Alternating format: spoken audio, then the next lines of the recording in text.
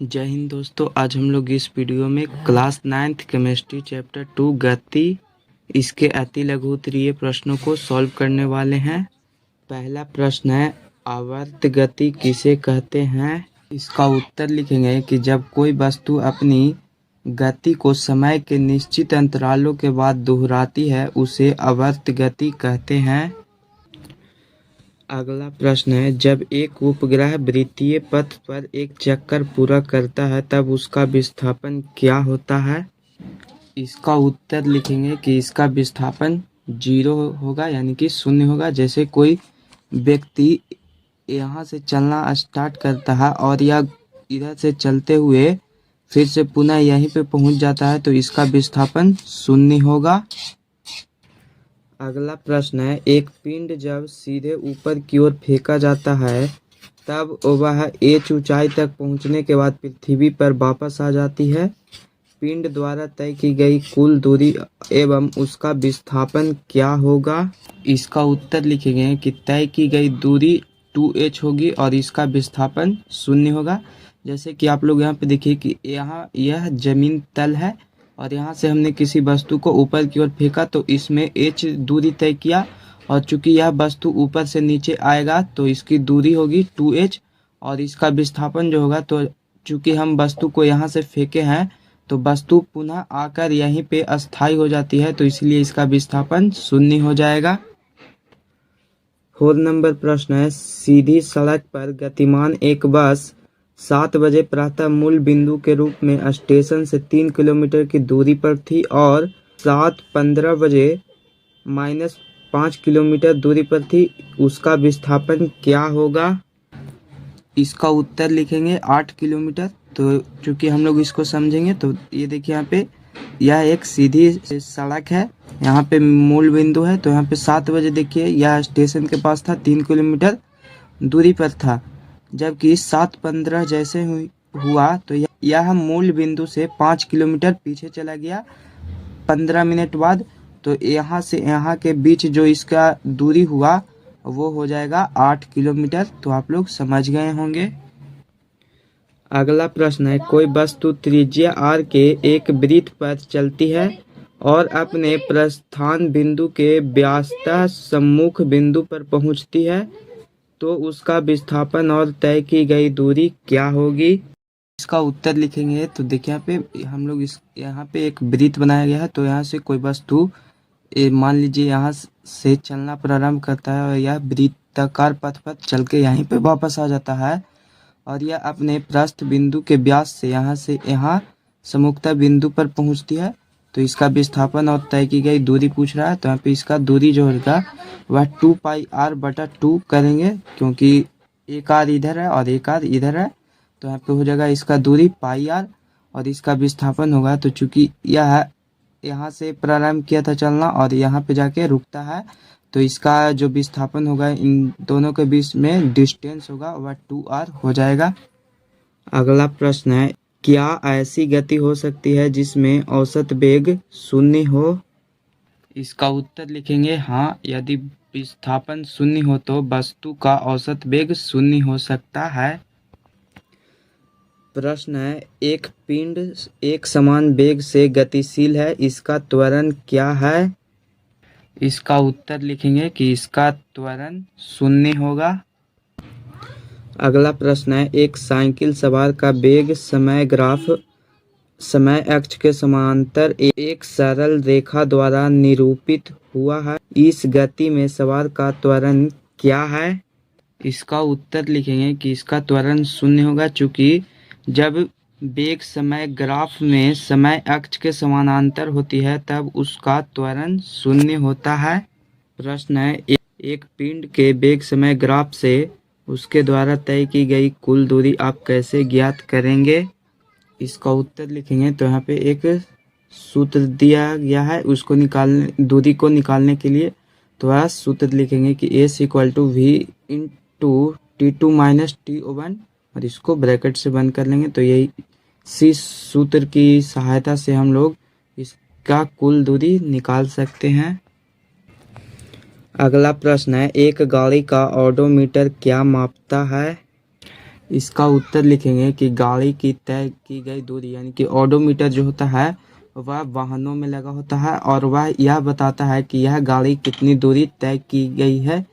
प्रश्न है, एक वस्तु द्वारा कुछ दूरी तय की गई, क्या इसका विस्थापन शून्य हो सकता है? इसका उत्तर लिखेंगे नहीं, क्योंकि जब वो वस्तु प्रारंभिक अवस्था में आ जाए तब विस्थापन शून्य हो सकता है। जैसे कि उदाहरण के लिए आप लोग समझिए कि यहाँ से यहाँ तक एक लंबी सड़क है, तो यहाँ से कोई भी वस्तु यहाँ तक, जैसे कि मान लीजिए कि इसने यहाँ तक चला, यहाँ तक इसने यह वस्तु यहाँ तक चलकर गया, तो चूंकि इसका विस्थापन शून्य नहीं होगा, इसका विस्थापन शून्य तब होगा जब यह वस्तु यहाँ से चलकर कहीं गया और जहाँ से चला वह वस्तु वहीं पर पुनः फिर से वापस आ जाता है, तब उसका विस्थापन शून्य होगा। जैसे कि यहाँ पे वस्तु, कोई व्यक्ति जो यहाँ से चलकर यहाँ गया और यह यहीं पे रुक गया, तो इसका विस्थापन शून्य नहीं होगा। तो आप लोग समझ गए होंगे। प्रश्न है, किस अवस्था में किसी वस्तु के औसत वेग का परिमाण उसकी औसत चाल के बराबर होगा? इसका उत्तर लिखेंगे कि जब वस्तु का विस्थापन और उसके द्वारा तय की गई दूरी समान होंगे तभी उसका औसत चाल के बराबर होगा, औसत वेग। प्रश्न है, किसी वस्तु की गति के विषय में आप क्या कह सकते हैं जिसका चाल समय ग्राफ समय अक्ष के समांतर एक सरल रेखा है? इसका उत्तर लिखेंगे कि ऐसी स्थिति में हम कहेंगे कि वस्तु एक समान चाल से गतिमान है, यानी कि वह एक समान चाल से वह वस्तु चल रही है, यानी कि गति कर रही है। अगला प्रश्न है, किसी वस्तु की गति के विषय में आप क्या कह सकते हैं जिसका दूरी समय ग्राफ समय अक्ष के समांतर एक सरल रेखा है?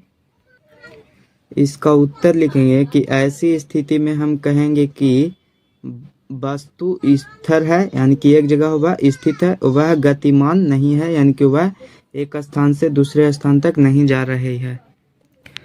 15 नंबर प्रश्न है, किसी वस्तु के एक समान एवं असमान गति के लिए समय दूरी ग्राफ की प्रकृति क्या होती है?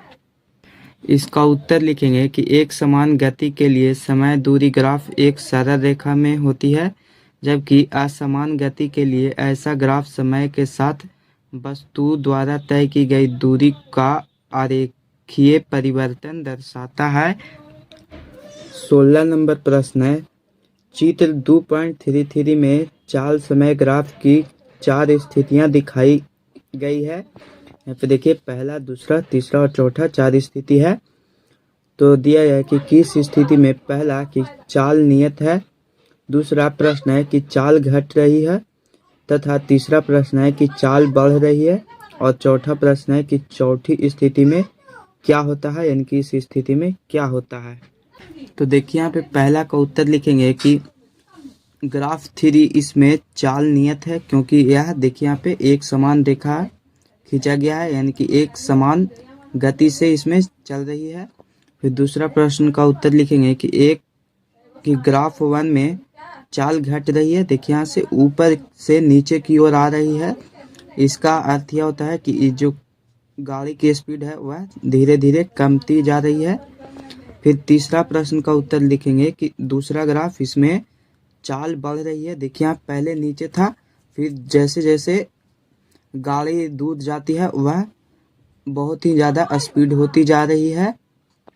फिर फोर्थ प्रश्न का उत्तर लिखेंगे कि ग्राफ 4 में पहले चाल बढ़ रही है, देखिए यहाँ नीचे से स्टार्टिंग में बढ़ रही है, फिर उसके बाद एक समान होती है कुछ समय के लिए, यह एक समान होती है यहाँ से यहाँ के लिए, और उसके बाद फिर पुनः यह इसकी चाल घट जाती है। तो यही लिखेंगे, सिर्फ आप लोग समझ गए होंगे। अगला प्रश्न है, 7 मीटर त्रिज्या के एक वृत्त पर कोई वस्तु 4 मीटर प्रति सेकंड की एक समान चाल से चलती है, तो एक चक्कर पूरा करने में उसको कितना समय लगेगा? यहाँ पे संकेत के रूप में एक फॉर्मूला भी दिया गया है, T=2πr/y/v। तो देखिए यहाँ पे r दिया गया है 7 मीटर और v दिया गया है 4 मीटर प्रति सेकंड। संकेत के रूप में हमें एक फॉर्मूला दिया गया था टी इक्वल टू 2πr/v, तो हम लोग इसी फॉर्मूला से निकालेंगे।